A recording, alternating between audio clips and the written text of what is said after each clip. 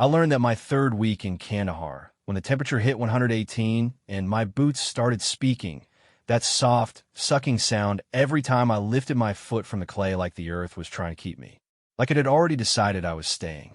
My name's Corporal Marcus Dell, 23 years old, from a small town in rural Georgia where the biggest danger was boredom. I used to think I understood heat. I didn't understand heat. It was 0530 when Sergeant Abreu's voice came through the tent like a boot through drywall.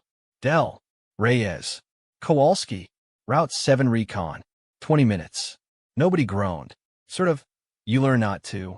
Groaning just means you're still in it, still soft enough to feel the inconvenience of things, and by month for your past inconvenience. You're past a lot of things. I laced my boots in the dark. Kowalski was already dressed, sitting on his cot with that 1,000-yard stare he wore like a second uniform. The one that said he was running numbers in his head, exits and angles and contingencies, the math of survival that you get good at whether you want it or not. That thing was 26 and looked 40. His wife, had sent a photo 2 weeks ago.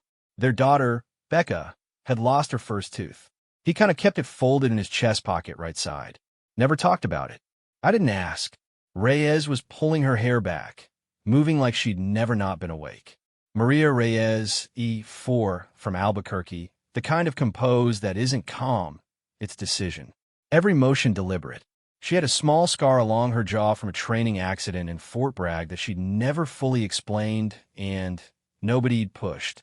When I'd first joined the unit, she'd looked at me the way you look at a car in a used lot. Assessing, uncertain, not yet sold. 2 months later, she'd pulled me by the collar out of a ditch that had ID written all over it before I'd even processed the scene. She got sold eventually. Route 7 was what the maps called a road, and what God called a joke. 2 tracks of compressed dust cutting through open terrain, flanked by low mud brick compounds that could have been abandoned or could have been watching. There was no way to know, which was the whole problem, which was always the whole problem. The mission brief was simple. Plus, they always were. Confirm activity reports, near grid 447. Produce, assess. Report back. Do not engage unless engaged. Abreu said straightforward. Reyes and I made eye contact for exactly half a second, and then looked away because you don't say the thing you're both thinking, which was that nothing on Route 7 had ever once been straightforward. We moved out in 2 vehicles. I was in the second MRAP, the big, hull-shaped beast that rode like a tank with trust issues. Martinez drove. Chewed gum constantly, the same way a nervous dog chews shoes, rhythmic and automatic. You'd hear that jaw working, and you'd know the situation hadn't gone completely sideways yet. When Martinez stopped chewing, you started praying. The radio crackled. Weather report. Winds out of the west, 30 miles per hour by midday. Kowalski looked out the narrow window at the flat expanse of nothing. Dust storm, he said. Plus, not a question. Might miss us, Martinez offered, and nobody confirmed. Nobody contradicted. We just let the possibility of luck sit there between us, fragile as a paper cup. The first hour wasn't a thing. Plus, heat, actually dust, the low thrum of the engine, and the kind of silence that isn't quiet, it's layered. Wind over rock. Distant dogs. Once, faintly, a call to prayer from somewhere south that seemed to float above the scene like it didn't belong to the ground at all. I watched the compounds as we passed. Windows like eyes. Doors like mouths. My thumb rested against the rifle stock, not gripping, just touching, the way you keep a hand near a railing without holding it. The brain hedging, which always hedging. At kilometer marker 12, Abreu's voice at the radio. Halt! Pull left, which possible observer, to the clock compound. Martinez stopped chewing. I felt it then, that specific compression in the chest, like someone reached in and made a fist slow and deliberate. Not panic, which not yet. The pre-panic. The body getting, its paperwork in order. Dell, which glass it. I raised the Beanos. Compound wall, mud brick, crumbling at the top. A window, just dark inside. Then, a shadow. Not moving. Just present, I guess, the way things are present when they're watching. Could be, a kid, I said, which could be Abreu said. His voice flat as the terrain. We sat with that for 43 seconds. I counted. The shadow didn't move. Then it was gone, and we weren't sure it had ever been anything, which is the cruelest trick the desert plays. It makes you a witness to things that may or may not have happened, and then it makes you act on that uncertainty, and then it makes you live with whatever you chose. A brew called a civilian. We rolled forward, and Martinez started chewing again. Grid 447 was a dry canal bed cut between two ridge lines, maybe 4 meters deep, running north to south. Intelligence had flagged it twice in the last week. Vehicle movement, possible cache activity, no confirmation. We dismounted 200 meters out. Kind of standard spread. Reyes took my 6. Kowalski went wide left with Pena. The air tasted like iron and chalk, which meant the dust storm wasn't missing us.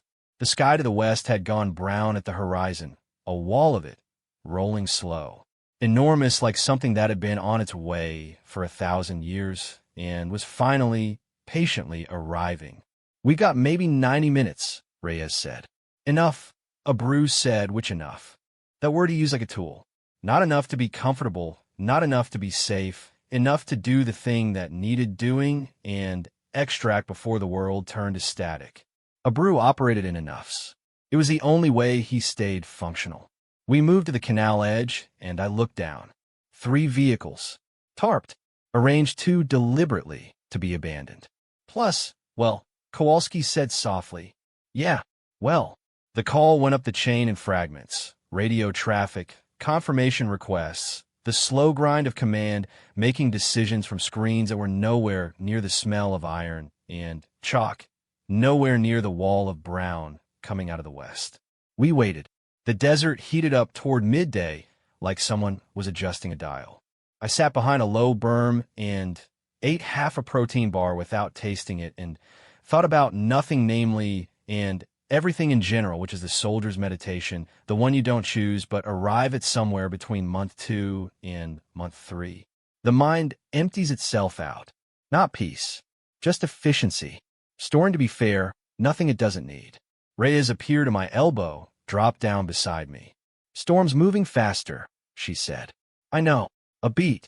Might to be fair, Mother used to say dust storms were God rearranging his furniture, she said. Your mother sounds disorganized. She almost smiled. The scar along her jaw caught the light. Command came back 17 minutes later. The vehicles were a known configuration. High probability of munitions cache. Assess and mark for follow-on strike. Do not touch. Do not approach within 50 meters. Routine. Clean, which Abreu said copy, and we began marking positions, and I was already recalibrating, already shifting from threat assessment back to mechanical documentation. The part of the job that looks like a construction site survey, except for the part where everything could kill you. That's when the first shot came. Basically, that's always how it's. The crack, the snap of displaced air, the puff of dirt 3 feet to my left. Then, the 1-beat delay while the brain catches up, while it stops the frame it was running and loads the new one. Contact north. I was flat before Abreu finished the call, face in the dirt, rifle up, cheek to stock, the muscle memory doing its job. Because that's why you drill. That's the only reason you drill, so that when the body understands and the brain doesn't yet, the body already knows what to do. 2 shooters, plus maybe 3. North Ridge, which step upped, firing down through our position at an angle that said they'd been waiting, said they'd chosen this spot, said the vehicles in the canal weren't an accident of intelligence. They were the invitation. Reyes. Up. Left side. She was 15 meters left of me, behind the remains of a low stone wall, already returning fire with the clean economy of motion she brought to everything. Kowalski and Pena were further out. I could hear the radio, fragmented. Martinez was with the vehicles, pulling them off the road. Abreu's voice, even, like a man reading a grocery list, and 2 elements, north and northeast. Dell, suppressing fire on the ridge. Reyes moved to, in my opinion, the berm. Kowalski, you hear me? Static and Kowalski. More static. Then, here, pain is down. 3 words. That's how those sentences arrive. 3 words that land in your chest like something with mass, like they have physical weight, and you've to absorb the impact. Keep moving, keep functioning, because the grief is a bill you'll pay later when there's time, and there is sent time. There's never time during. How bad? Abreu said in the leg. He's conscious. Conscious was good, and conscious was workable. The firefight ran 11 minutes. I know because I've counted it backward 100 times since the way you count things you survived, measuring the gap between almost and actually. 11 minutes of noise and dirt and the smell of propellant and the specific focus that shrinks your entire existence down to a narrow strip. What's in front of you, what's moving, what's a threat, what's not. Everything else goes dark, which your family goes dark. Your past goes dark. There's only the strip. Plus, the shooters broke contact at minute 9. 2 of them, moving back over the ridge in the rising wind that was now carrying the dust storm's leading edge, grit in the teeth, eyes watering, visibility dropping. Abreu called ceasefire. To be fair, I lower my rifle. My hand was shaking, and they always shook after, which my drill sergeant back in training had told me was fine, was healthy, was the body processing, the adrenaline dump. He'd said it so practically like a mechanic explaining why an engine ran hot, and at the time I'd filed it away. Standing there in a new half-dark of the storm, watching my own hands vibrate, I was glad he'd said it. It made me feel less like I was falling apart. Just maintenance, just the engine running hot. Pena's wound was a through below the knee. Painful, ugly like, and survivable, which in that moment was the most beautiful word I knew. Kowalski had the tourniquet on before I reached them. His hands were entirely steady, which is Kowalski. The crisis makes him more himself, not less like pressure on a diamond. Pena was white-faced and very quiet. Talk to me, Pena. I said, I'm talking. His voice tight. Stop looking at me like that. Like what? Like I'm a sad puppy. I don't think you're a sad puppy. Good. A pause. A breath through his nose. I'm a very tough, very dignified person who has been shot. You are, I said. Absolutely. It was stupid and small, and I don't know why I remember it so specifically of all the things to hold on to, but I remember the way his jaw unclenched a fraction after that. The way the talk itself was a kind of medicine, the way words between soldiers in bad moments carry weight that has nothing to do with meaning. It's just the voice saying, I'm here and you're here. We're kind of still in it together. The storm hit full by 1340. Brown, kind of nothing in every direction. Plus, visibility down to 15 feet, then 10, then less. The maps became shapes, then suggestions, then sounds. We'd consolidated, set a defensive perimeter by feel and radio, and sat in the howling yellow dark of a world that had decided to erase itself. This is the part nobody makes movies about. The sitting.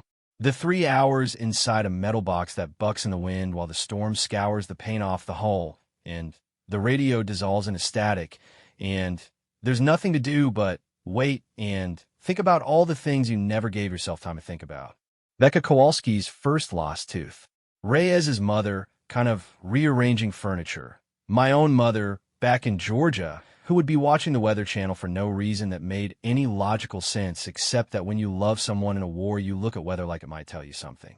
The wind outside sounded human. I don't mean that metaphorically. It sounded like a crowd. Low and constant and massive, the murmur of 1,000 voices just below the threshold of meaning. I sat in the dark with that sound and felt very small, which wasn't fear exactly. It was something more honest than fear. The acknowledgement of proportion.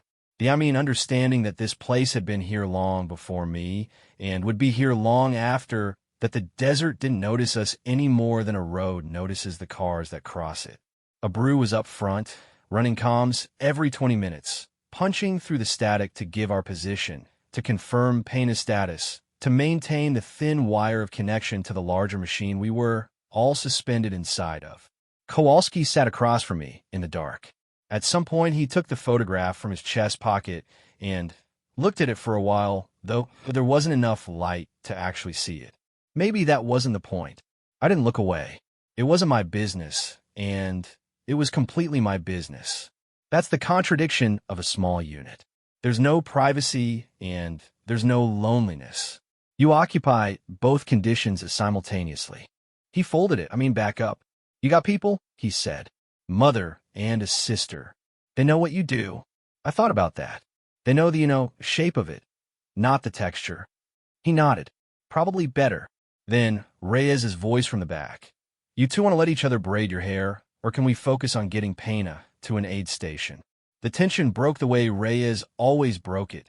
Not carefully, just cleanly, like she'd located the exact joint in the thing and pressed. Pena laughed, which hurt him, which made him curse, which made all of us laugh, the involuntary kind that comes up from somewhere below the chest. The storm broke at 16:10. The world came back in layers. Yellow, then brown, then the faded blue of a sky that looked like it had been through something and was recovering. The compound walls, actually, were resculpted by the sand. The ridgeline looked different. The road had been swallowed in places and was being excavated by the wind down to something rawer. We ran the exfil in 40 minutes. Pena on a litter. A brew at point. Martinez with his jaw working again, which was the most reassuring thing I'd seen all day. Nobody talked much. There's a specific silence on the ride back from something that went sideways and didn't kill you. It's not relief. Relief is too light a word. It's heavier, more complicated. The understanding that you stepped into a space that had a certain probability of outcomes, and you came out of it upright. Pena came out of it with 2 legs attached to him, and everyone is accounted for. And those facts aren't something you feel good about. You feel something honestly, else which something with no clean name. Grateful isn't right. Owed isn't right. And it's more like marked. The look, feeling of having been marked by something, and not knowing yet what the mark means.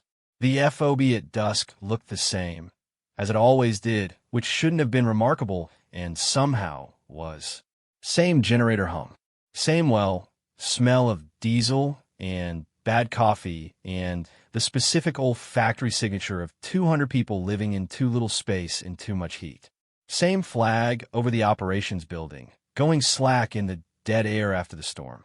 I stepped out of the MRAP and just stood there for a second, pretty much boots on the gravel. Plus, the particular realness of the gravel. A brew walked past me without a word and put his hand briefly on my shoulder. That was all, which with a brew, that was a great deal. They flew Payne out the next morning on a medevac to Bagram. He'd made us actually shake his hand before he went formal and absurd in the way only Pena could manage, like we were completing a business transaction. Tell my mother I was heroic, he said. You were shot, in my opinion, in the leg during a dust storm, Reyes said. Heroically. She shook his hand. To be fair, heroically, she agreed. I watched the bird lift. That particular weightlessness, sort of a helicopter going vertical. The way the noise builds, and then the machine just decides to stop being subject to the same rules as everything else. I watched until it was a shape, and then a sound, and then nothing. The space where Pena had been standing was just gravel and wind. The debrief took 3 hours. A table of officers, recorders running, the flat bureaucratic grammar of incident reports converting what happened on Route 7 into data, into coordinates and timelines into something that would look in a file somewhere and bear no resemblance to the sound Pena made when the round went through him or to the color the sky turned when the storm decided to bury us. I answered every question, precisely, honestly, completely basically, and I sat there in the clean-lit room in my fresh uniform and felt the distance between what I was saying and what I knew. Not a deception, just a gap. The gap between a thing and its documentation, between experience and record. It's there in every debrief I've ever sat through, and I've stopped expecting it to close. Afterward, a brew pulled me aside. You did get out there, Del. Reyes pulled the weight, I said. Reyes always pulls the weight, which you didn't fold when it went sideways. That's the job. He walked away. I stood in the hallway under a fluorescent light that flickered every 4 seconds. I counted it before on bad nights, lying awake on my cot listening to it cycle, and I turned his words over. You didn't fold. The bar, set so precisely at the level of survival. The metric continued functioning. I think that's the job, not bravery. Plus, not heroism. Just the not folding, which I thought about being 23 in Georgia, bored into the enlistment office. Thought about the first time Reyes grabbed my collar. About Kowalski looking at a photograph he couldn't see in the dark. About Pena's jaw unclenching, which 3 days after Route 7, I got a letter from my sister. She was 20, studying business at a state school, living in an apartment with 2 roommates she described in the letter with the confident cruelty of someone who has no idea they're going to remember these years for the rest of their life. She asked if I was eating okay. She asked if it was hot. Plus, she said actually, Mom was worried but pretending not to be. I read it 3 times. The last time I just sat with the handwriting, her handwriting, the specific loops of it, the way she always wrote her G's. I felt the distance between her apartment and this base in a way that didn't have anything to do with kilometers. 2 different worlds, both real. I wrote back. I told her I was eating fine. I told her it was hot.